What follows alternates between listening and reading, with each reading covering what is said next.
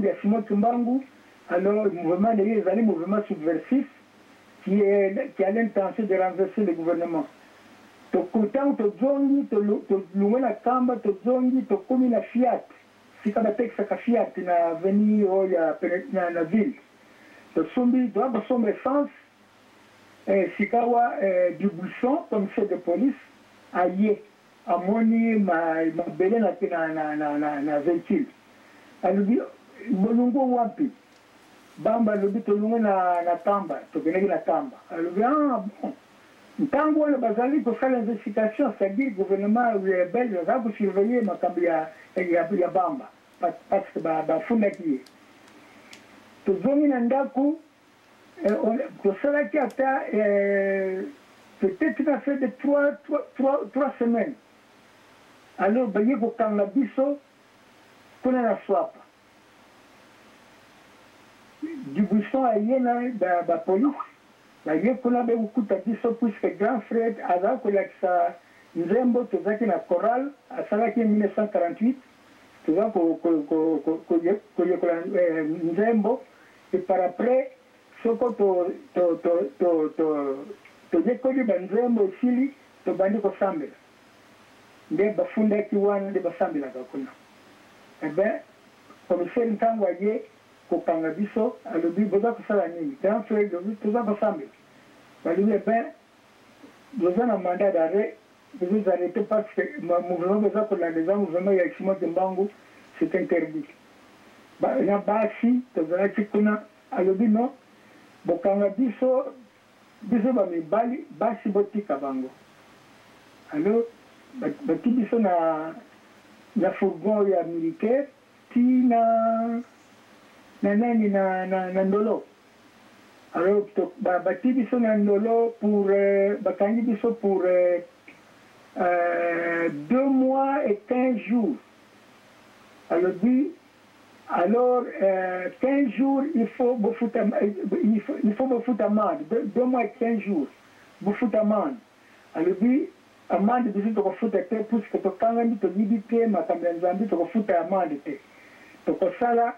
les 15 jours combien de jours encore il y a 15 jours encore c'est 3 mois tosalaki 3 mois na ndolo alors ezalaki un vendredi nani gouvernement alobi bato ye nyonso bokangi bakokende na ekasela na Bamba na bango nyonso bakokende na ekasela et par après baye kokangisa balobi non tokokende na ekasela lisusu te bato nyonso il faut babima il faut Bamba kaka moto akende na ekasela tobimaki un mercredi le vendredi Mayimbi kuna na prison l'administrateur azalaki kuna kombo na Mayimbi kombo ya nani na bosani kombo ya un belge puisque azalaki ya Mayimbi kombo wana adotwaki ntango azalaki na Madimba puisque ya aza kokanga lokule pervier oyo ndeke kanga basoso akokanga n'importe qui arrive alors yango wana bapesaki komi Mayimbi toke kuna ntango tovwandi ntango tosilisi boloko tobimi biso nyonso Bamba tikali kuna alors le vendredi Mayimbi qui me téléphone alobi nous avons la réponse Sikawa Bamba il faut akenda ne Elisabethville akokenda le café la terre akokenda Elisabethville rencontrer Simon Kimbangu yaka na mwasi na ye na mwana na ye le matin le samedi matin alors la kamati la kenate kuna na Sabena plutôt na prison bafrete un avion ya Airbus bakamati Mayimbi ye Mayimbi na Bamba menetu moko batina luboko ya Mayimbi menetu mosusu batina luboko ya Bamba avion jusqu'à Elisabethville alors ntango bakumi nanu te Kimbangu après dire alobi mwana na ngai kumpefaza koya donc ouragan ezalaki kuna mopepe monene mingi ye bamba kuna bazalaki plutôt tata Simon Kimbangu azalaki na muntu moko kombo ne Sabani puisque Sabani muntu ya sud sudanais abomaki moto bakotaki aza kuvona tata Simon Kimbangu. Tata Simon Kimbangu alobi na Sabani mwana na ngai aza koya alors bakomi kuna Magimbi a présenté Bamba na l'administrateur ya Elizabethville.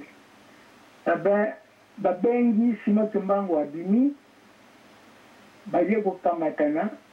tango a présenté Bamba na Simon Kimbangu, akamati ye penza, embrassé, alobi na ye, di lungeni. C'est-à-dire que ba parole or balubanaki yango wana dilungeni alors bakote na tango na kote na prison kwa ici na Elizabethville. Bien. Bon alors olingina pe miso muke na mo question muke dalanta regrouper si to konti siko na Lubumbashi to komi siko la Elizabethville to komi na Lubumbashi. Bon, siko d'après yo ezalaki na année nini à peu près c'est la même année na 1948 wana?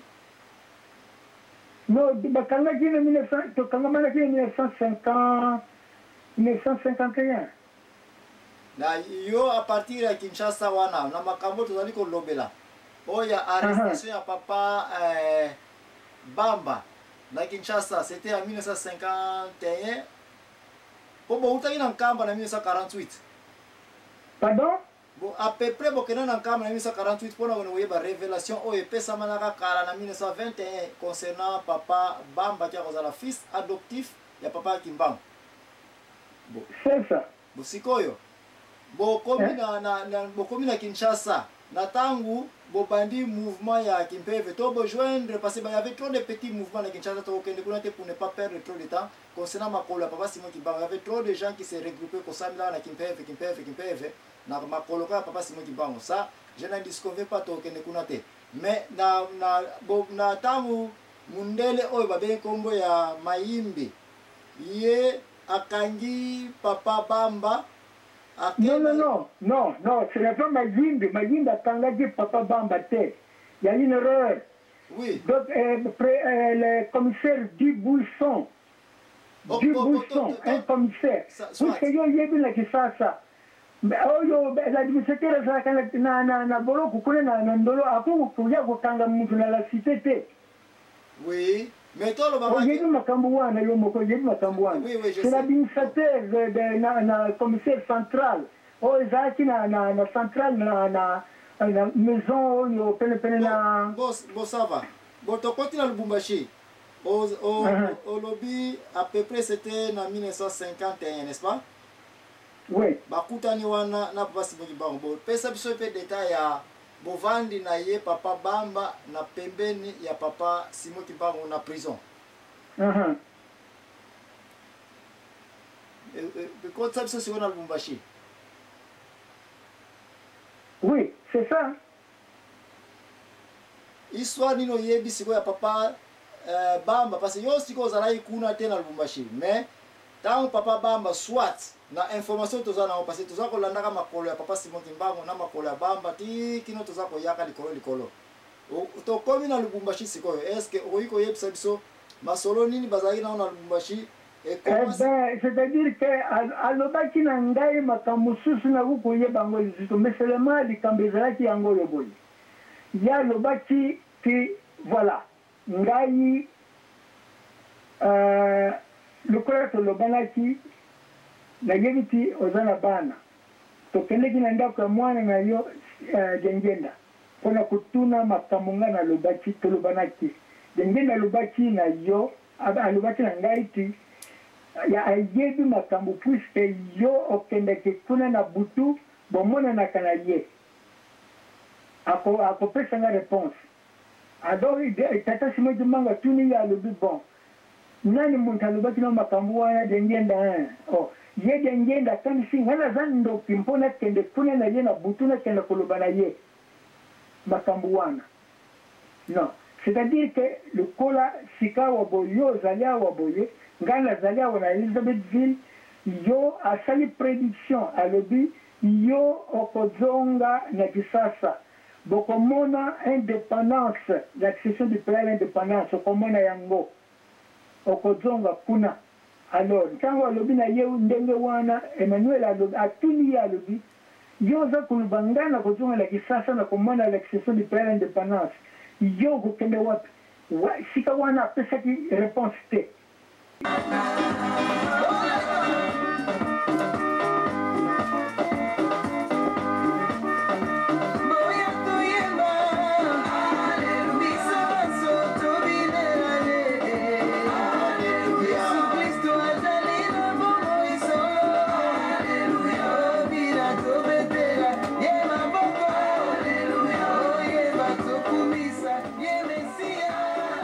Frère Nabino Joachim Zambouana Katina émission Oya la vérité bande konangaye sans plus tarder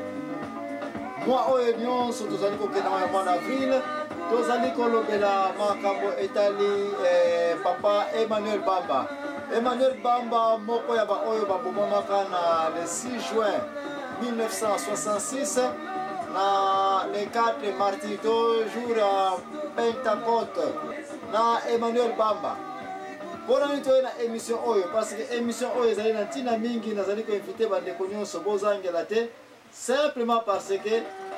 papa Emmanuel Bamba azali pe reconnu comme le fils adoptif de papa Simon Kimbangu. C'est l'unique personne qui est présent na baoba uta na côté ya bako moto na Kinshasa na baoyo bakangama na ntina ya papa Simon Kimbangu. Yende mutazaka na Lubumbashi yepe mutayeba ki place bakena ko kundela ye na jour bakundela ke na réseau akufela ki yepe mutayaki présent pour na kopesa biso ba témoignage kitoko kasi leko na ye petit frère na oyo alada ye na sima kombo na Mawabi papa Mawabi lelo yo azana 87 ans yende mutazali l'invité du jour na biso yende mutakolobela biso makambo yango elekaki na Lubumbashi oyo ye moko mei papa Bamba alobaki na koyane pe na Kinshasa papa Bamba yepe mutu a fongolaki lingomba to abandaki lingomba to a renforçaki lingomba oyo bengama Kintwadi bien après ko bengama l'église nationale du Congo de mwana tozali ko loba ete ye petit frère na ye azalaki témoin na tamba misala nyonso oyo bandaki tawa makambo nyonso oyo bandaki. Voilà pourquoi Azaï a bonne position pour ailleurs comment l'affaire s'est passée entre eux dans les chefs spirituels de l'église Kimbanguiste de papa Gagenda Kuntima Joseph. Yepé papa Oyo Asala Yepé na politique à mon place va saga de désordre 1960 et Salemaki. Est-ce que l'indépendance à Congo Nandenge papa Simon Kimbangu alobelaki yango makambo ekena ipe na bongo dès qu'on a invité na www.radiolisolo.com kuna nde toko yako poser ba question na biso pa papa Mawadi dès qu'on a kokene musika tata na zali côté opesa bino page publicitaire oya émission kafu oyo so zali kokena na moignos oyo ya avril Zanga pambola bino kokene musika te oyo bana Paris.